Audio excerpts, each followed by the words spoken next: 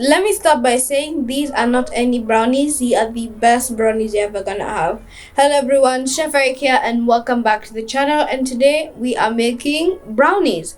So we're gonna start by greasing up your loaf pan, because you can make brownies in anything, a loaf pan, a circle pan, or anything you have on hand, and dusting with all-purpose flour. Then we can start to combine all of our dry ingredients, and for our dry ingredients we have some flour, a little bit of baking powder, and some cinnamon. Give that a really good mix and set aside.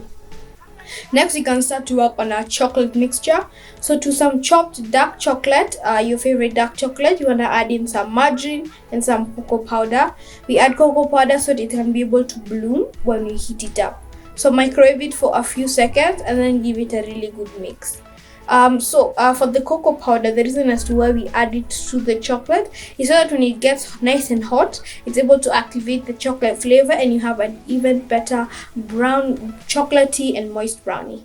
Set that aside and we can start to get our egg mixture ready.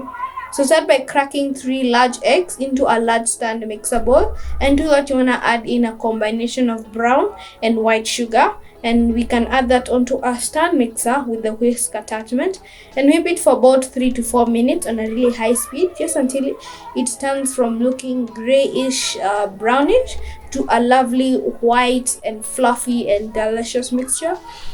If you don't have a stand mixer, you might not be able to succeed by hand, but if you have a hand mixer, it will work perfectly fine.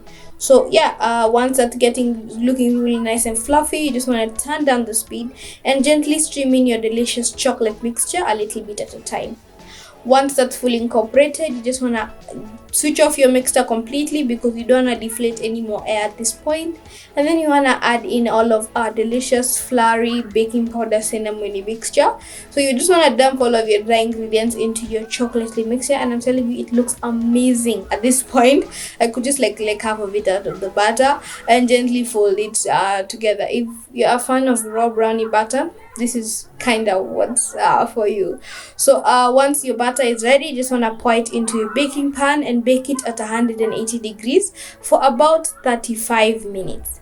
Now the longer you bake it, the more cake it's going to be, and the shorter time you bake it, the more goo it's going to be. And at 35 minutes, it's, I feel like, the right balance of not too underbaked and not too overbaked. So trust me when I say 35 minutes is the time for you.